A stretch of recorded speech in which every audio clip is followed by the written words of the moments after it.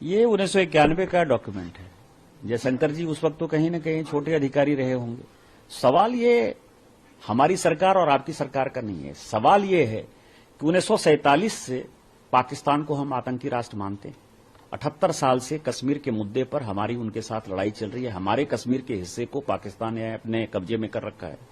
उसके बाद जो आप कंसेशन देते रहे, 1950 में नेहरू लियाकत समझौता हो, 1960 का सिंधु जल समझौता हुआ, 1975 का शिमला एग्रीमेंट हुआ, और उसके बाद 1991 में तो आपने हाथ ही काट दिया कि हमारी आर्मी, कोई भी देश का डिफेंस सिस्टम कैसा काम करता है, हम पार्लियामेंट के अंदर भी डिफेंस के ऊपर चर्चा नहीं करते।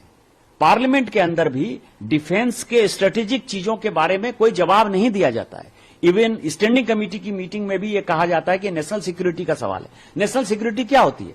यहां तो आपने हाथ काट के 1991 में जब आप सरकार को समर्थन दे रहे थे, माननीय चंद्रशेखर जी की सरकार को, और 94 में जब नरसिम्हा राव की सरकार थी तब ये इंप्लीमेंट हुआ।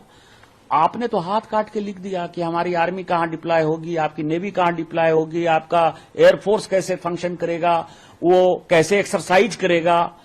तो ये सारी बातें क्या देशद्रोह नहीं है? कांग्रेस ने वोट बैंक की पॉलिटिक्स के लिए देश के साथ धोखा नहीं किया कि उनको बांग्लादेशी वोट बैंक चाहिए, उनको पाकिस्तानी वोट बैंक चाहिए, क्योंकि हिंदुस्तान के मुसलमान तो इस देश के नागरिक हैं।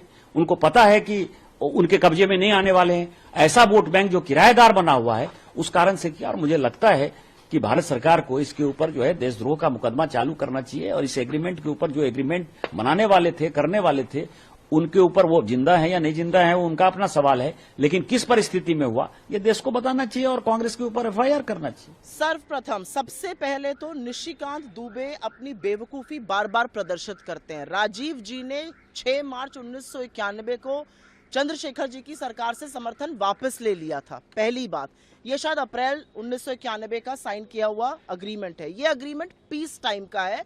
पीस टाइम में गलतफहमी ना हो दो देशों की सेनाओं के बीच में, थल सेना, वायुसेना, जल सेना मूवमेंट से, उसके बारे में है। जब अभी हमने कार्रवाई की है, हमारे ऊपर आतंकी हमला हुआ था, हमने जवाबी आक्रामक कार्रवाई की है। तो सर्वप्रथम तो निशिकांत दुबे और बीजेपी ये मान रही है कि जयशंकर जी ने इन्फॉर्म किया। सर्वप्रथम जो राहुल गांधी जी कह रहे थे वही सच है।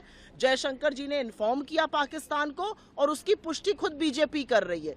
जिस अग्रीमेंट का वो हवाला दे रही है वो पीस टाइम का अग्रीमेंट है। जयशंकर जी ने जब वॉर लाइक सिचुएशन थी तब इन्फॉर्म किया था।